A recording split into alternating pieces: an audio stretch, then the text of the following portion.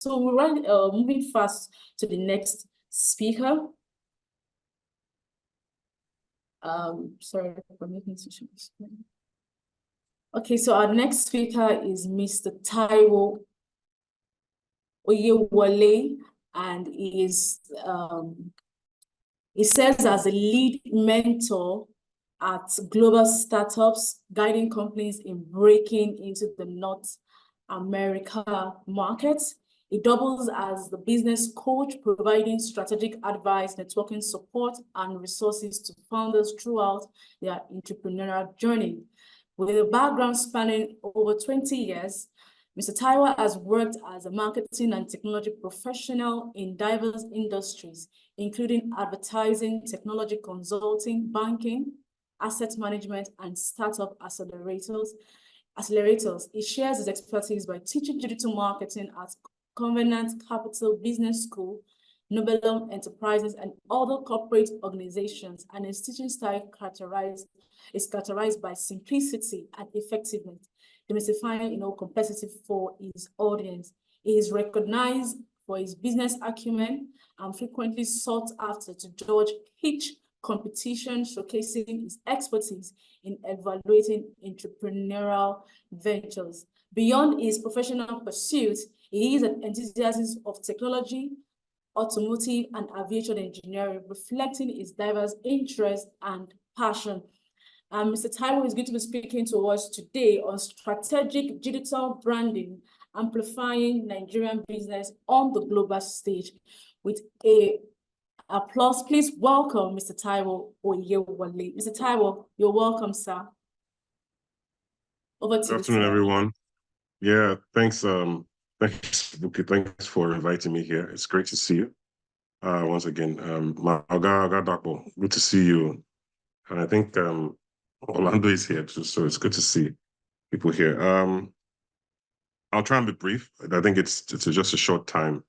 Can I share my screen? Say that out. Yeah. Yes, you can. Okay, brilliant. So, thanks to all the previous speakers. I think that they've made my work a bit easier. So I'm just going to skip through some things and then jump to the last slide, which is where I think a lot of focus is. So what's digital brand strategy? It's just brand strategy with, layering digital on top of it.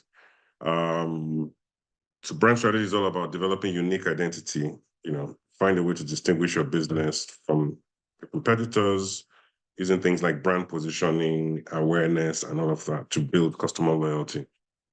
Whereas digital strategy is about the assets, tools, budgets, etc. that takes to make it happen. So it's really just a form of expression in itself. Effectively, you can have a brand strategy without having a digital presence. Although in the world we live in today, it's almost impossible to exist as a business. I use the word almost because there are some people that are cleaning out without necessarily having any digital presence. They don't want it. Actually, they don't need it.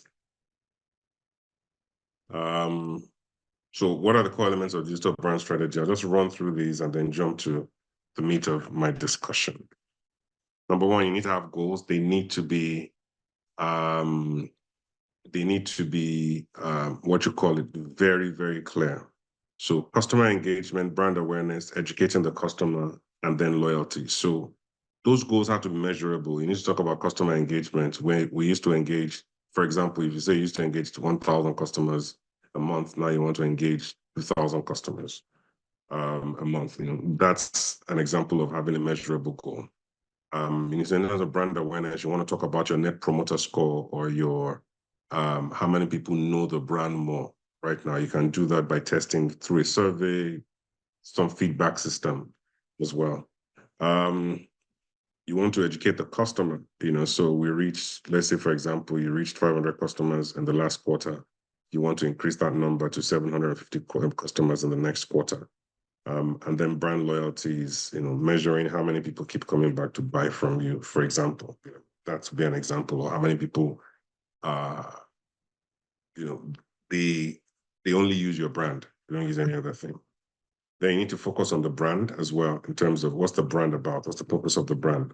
Look at the brand voice and style. So voice is how you speak or how you, and then how you write, the tonality, the the kind of words you use, the kind of imagery you use, and the way you structure your sentences and so on and so forth like that. And then your target audience, you need to be very clear about those. I'll talk about that a bit more later on. And then your competitors, who your competitors are, what they're doing. And just for clarity, most times when we talk about competitors, many people come from a position of, oh, these people are doing this, then it means, I need to capture some share from this. Sometimes the only reason why you're looking at your competitors is seeing what they're doing and what they're not doing well, so that you can go in there and do that thing well. Just find that niche. It's not necessarily because you want to go and compete with them and what they're doing well. In some instances, you can't compete. You can't do better than they do. So there's no point in doing that. A unique identity to help differentiate your business from others. So what do you do to get other people to identify you? For example, there are about 20 banks. How many banks in Nigeria? Or 18 of them. How does each one differentiate itself from the other that others are able to come to them? So those are things that make up your brand. Then you look at the players. The players are both internal and external to you. In this case, more internal is what I'm going to be speaking here. So player contribute, who are the subject matter experts that are going to help you on this journey? Do you need to hire them? Do you need to contract them? Do you need to develop internally? What are the budgets that you need, to be able to execute this? For example, if you say you want to have 1 million people buy a service in 2024, and you want to do it all online, you're not going to reach 1 million people and expect that all 1 million will buy a service. So you're going to have to look at, let's say for your industry, you have a 1% conversion rate. You're going to have to reach about 100 million people to be able to get those 1 million converted to you. And you then look at what the budget would be, or the cost implications would be to be able to reach 100 million people. So budgets matter in that way, even in terms of hiring skill sets and so on and so forth. Then the people, like I mentioned a bit, in terms of subject matter experts, but the people as well. Who are the people that are really needed as core? Who are the people you can have on the fringes, like a football team? You have your midfielders, you have your defense, and you have your attack. But you can play different formations, and you have your goalkeeper, different formations. Every person on the team is playing some part, is either in the defense, attack, or midfield. In that sense, so you need to determine who your midfielders are, who your attack is, who your defense is, and who your goalkeeper is in that sense. And then looking at the processes, so okay, what's the decision-making process, decision-making engine of your organization? How many people does it take to make a decision? Do you want to empower people lower down the cadre, to be able to take certain decisions, and escalations as well? And the reason for those kinds of things is because if it's a customer service issue, they might need to be empowered to be able to help the client resolve things at a lower level, rather than having to escalate everything. There's a bank in Nigeria, I won't mention their name, but almost anytime you call customer service, they can't do anything themselves. They have to escalate. So there's no point in actually calling customer service, in my opinion, if the people there cannot resolve basic things for you. And then technology, of course, it's very important, very vital. I think all the speakers before me have mentioned that, and it's important to, we can't overemphasize it. It's a very crucial and very critical factor. The audience, you need to know the needs of your audience relative to your identity, and to explore their lifestyles. How do they carry out what they carry out? What's the alternative product? And what are you competing with? Then you need to put a plan in place to meet their needs, in a transparent manner. And you do it for your current customers and your prospective new customers. You have assets. What are the features of the product or service you're selling? What are the services in themselves? What kind of content are you using? What kind of media platforms are you using? Are you doing a combination of traditional and digital? Are you doing, how are you doing that? And then what kind of technology are you putting behind this as well? Or what kind of technology do you have to push this forward? Does it have capacity to do all the things you want to do, or can only do subsets of it and you still need some manual input? And then again, people as assets this time around. Are they people that are scalable? Are they people that are well, not scalable isn't the word. Are they multidisciplinary? Are they specialists? Are they the best at what they do? Or top 5, top 10, top 100, depending, all of those things determine whether or not you see them as an asset. And after looking at all of those things, you need to map your product and marketing tactics to the audience and the goals. So the goals are like the picture of what success looks like. And then your audience is what you want. So that picture of success, or the audience are the people you want to service to be able to get that picture of success, But then you have your marketing tactics and then the product in itself. So the product is what you want to sell to those people to be able to achieve that picture of success. But how you want to do it is by deploying your marketing tactics. So it's very important to be able to do all that mapping and drawing up all that relationship between all of them. Like I said, I didn't want to go academic. I'd have shown like a relational diagram of how, everything is related and how it flows through there. But the most important thing is to understand that wherever your customer's journey is in their journey to your brand is often relatable to your marketing tactics. For example, if you find that your customers are more interested in, say, a platform like, let's say LinkedIn, at the end of the day, like that, it goes to reason that, you're going to spend more time and energy in trying to do that. So trying to do more stuff on LinkedIn than any other platform, because that's where they are in that sense. So, technology, you need an integrated tech approach. You can't have standalone. No longer are the days where you just say, I'm going digital by opening up a social media account, having some social listening tool or something like that. Those days are gone. Now, it really needs to be very integrated because technology has been simplified to make life a whole lot easier for everybody, where between emails, social mentions, list, all of those things are put together, your campaigns, everything. You can measure the impact, of every channel and see what they're contributing to your overall goals and objectives. So you can't have technology standalone. And, like you have in some organizations, I remember in some organizations where, the tech team would talk, so you can't use this because the firewall isn't allowing it. You need to go and get all sorts of approvals from here and there and so on and so forth. All that is just out the water these days. You need to have a properly integrated system for you to get the full benefit out of this. Otherwise, you just burn cash. You need to analyze. There's no point in doing this if you don't go through and say, what have we done right? What haven't we done right? And figure out how best to do those things. And then in connecting the dots, like I mentioned earlier, is, how through the execution process, and all the analysis and all of that there, see what's working, what's not working, what you need to revise, and then rinse and repeat in that sense. I think that rinsing and repeating is usually the part where a lot of organizations either falter or don't have the will or desire to move forward, especially when the results don't turn out the way you want them to. But the truth is that one of the things that I've seen that global brands that succeed do is that they know how to move on very quickly from failing, and they know how to implement those they've learned into making things a success at the end of the day. So all the academic stuff is out the window now to stuff that I think a bit more practical in terms of how to get global Nigerian brands, getting them global.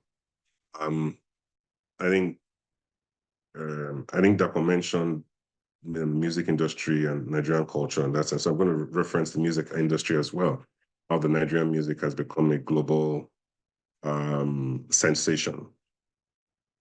So number one is going global. And these are from some of my experiences. As Buki read out in my profile, this is what I do, help international companies come to North America. So I'm talking more from a practical standpoint than what's just stuff. It's just stuff that I've seen every day. Number one is your local successes don't always translate to global success. Never rest on your laurels. You might be the biggest, the number one in your industry. It means nothing when you're going to a new market. There are ways they measure their own success. There are ways that they do things differently. The customers are different. The way they consume information is different. And I'll give some examples. Like I said, Nigerian music and so on and so forth. The reason why a lot of them have been accepted is because they started doing collaborations here in North America with different players, number one. Number two is that they got on the platforms that people here use, even though they're not as widespread in Nigeria. Number three is that they got a lot of, local DJs and stuff to start adopting them. And then number four is that they fine-tune their music for, to be able to, I won't say, for global consumption in that sense. And another brand that does that is, that doesn't do it regularly, but did it in one instance or two instances, is McDonald's. McDonald's they don't change anything. Their potato is the same anywhere in the world. The only place they did it was in China, I think, or South Korea, where they did it's called a palate adjustment, because they recognized that the audience there would not be, the people there would not, the consumers there would not be able to appreciate the palate, the taste of certain things. So they did a palate adjustment and then augmented their menu a bit, but not 100%. But if you go to Dubai, you go to London, you go to New York, you go to Toronto, McDonald's tastes the same everywhere, because their potatoes are one particular type of species of potato. Wherever they go, they look for growers there to ensure that those things work in that sense, like that, and so on and so forth. And the reason why I mentioned some of it is because they figured out those locations where those things can work.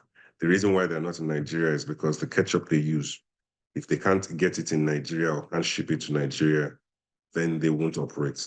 They're not going to cannibalize their business or cannibalize any of those things for that, like that there, in that sense. But they also recognize the local audience. Two is also that the market may not be as big as they would want it to be for them to be able to take any edge of it there. In any case, their biggest income generator is not so much of the burgers, it's actually real estate at the end of the day. So if it's a place where they can't have serious real estate holdings, it doesn't really help them. Or they can't have franchisees who have a financial capacity to do certain things in alignment with their protocol. They probably wouldn't go there in that sense. Number two is where I'm going to spend the most time there. So I'm just finding product market fit. Like I said, Nigerian artists, and I explained a few things that they did there, but I'm going to come back to it. And then three, it's about the process, not the product. I see many organizations, very successful organizations, some of them 20 years in the business, 700 staff, they're making ridiculous sums of money, but they struggle with breaking into global markets, like here. I mean, between Canada and the US, there's over 400 million. There's about 450 or 440 million, consumers between those two markets alone. So they struggle. And the reason is because they're so fixated on their product and the fact that their solution works where they're coming from and they're successful. But again, back to point one, don't rest on your laurels. But the point about the one I'm making here is that there's a process to getting your stuff into a new market. And you need to be willing to go through that process. I'll be honest, it isn't cheap in most cases. But if you're committed to the process, the results will come out in your favor. I've seen it time and time again where people go, they burn money, and then they come back and then like, oh, you told us this, you told us that, and so on and so forth, like that. So, and the way to beat this is to engage with the people on ground without actually trying to sell. It's having the right kind of understanding about your audience. Number four is the easiest things to sell: tech, e.g. Spotify. Spotify could be exported anywhere in the world. And that's how the artists also did it. They got on those platforms. Nigerians can use them, even though maybe not extensively because they can't pay for some premium services because their cards can't allow it, but people can still listen. But where they make most of their money wouldn't be from Nigerian from the Nigerian audience, it's from the global audience that are downloading or listening or streaming their music. And that's where they make a lot of that money. Same thing with YouTube, and so on and so forth, like that. The economics matter. You need to figure out what the trajectory looks like. And when I mean economics matter, actually, what I actually should say, or what I'm trying to say is that it needs to be big enough. The pot needs to be big enough, and your financial goals and targets need to be big enough to be able to, it needs to be big enough. That's just the bottom line. It's not, we talk billions in Nigeria. It means nothing. $1 billion now in Nigeria now is $1 million, Canadian dollars. So that's just it there. And your average Joe, your average carpenter or plumber, probably worth $1 million or $2 million or $3 million here. So it's not a big deal in that sense. So the dream has to be big enough, and the economics has to matter such that all players and people who participate in it have enough. There's enough to go around for everybody. In that sense, you can't have everything by yourself. Is it that there are no monopolies or oligopolies or whatever it is that they're called and so on and so forth? They exist, but they don't exist without government support. But there are a lot of other industries where it's just way open, that you can do things and nobody even pays any attention to you in that sense. And then you rinse and repeat. So find out what works, what doesn't, and then you go around the process. The reason for rinsing and repeating is that you can master that process, you can understand it, master it, and keep doing it, replicating it in almost any market that you go to. And once you're able to do that successfully in that sense, you create a blueprint that others can follow. And then the Nigerian brand itself rises. So you look at Uber, for example. Any market they go to, there's a template they follow. They know how to deploy there. Airbnb, there's a template they follow. They know how to deploy in those markets there. It doesn't matter anywhere. They know exactly what to follow in those markets to do it there. And this comes back to being open about those things there. There's nothing really secretive that anybody's doing that won't come out. There's no idea that is so novel that nobody has heard about before. That's the truth. And I'm saying that with all sense of humility. I listen to all these things all the time. In the last 2 years, I've supported about 100 different businesses. So, and right now I have another 25 or so my current portfolio. So it's no big deal. The ideas are dime a dozen. Still reviewed some pitch competitions the other day. Some of those ideas, they're mind-boggling, but we've seen them before in different forms and different formats. So people keeping the idea, they're going to steal my idea. Nobody's going to steal your idea. Best way to deal with it is actually to talk to people, not necessarily about everything. Nobody's saying share your secret sauce, but let people know so that they provide feedback. And that goes back to number 2, which is finding product market fit. You need to understand how people operate where you're coming to. For example, North American market here, trust, like even in Nigeria anywhere, is a big issue. You want to come and sell services, you're probably going to struggle. But if you have a SaaS solution that doesn't require you speaking to anybody or many people as much as possible, people can go online, do their thing themselves and move on. You'll be banking away all the money, in that sense.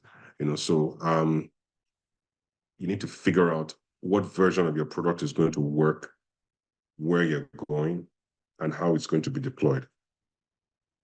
The second thing about product market fit is that even if you offer 10 things, never go into a new market offering more than one thing at a time. You always need that icebreaker because it confuses them. What makes sense to you may not make any sense to them at all. There's a guy that we had, we're supporting, and I didn't support him directly, my time is up. This is my last point. He worked on a project for 18 months. 18 months trying to do something in the North American market. The thing worked brilliantly where it was coming from. After 18 months, he got introduced to a lab in a school and was designing this document, this prototype or something, this new technology, something like that. And the first thing they told them is this thing is not needed here because our voltage is already 110%, 110 volts. You don't need it. There's nothing you need. You don't need it. You don't need it at all in that sense. So he's back to square one. He spent money for 18 months and done all those things there. And that's why it's very important to have those conversations, very early on. Don't keep things hidden. Be open about what it's not about selling. It's just trying to feel the market and see what's out there and what is open there for you to be able to do. So in conclusion, it's not as difficult as we think it is. It's just takes time. It's a process. It has nothing to do with the product because the product you think might work may not necessarily be the product that will work here. And once you're open to finding those opportunities, the rewards are always very immense at the end of the day. Thank you. I think, that just kind of summarizes everything that I wanted to say.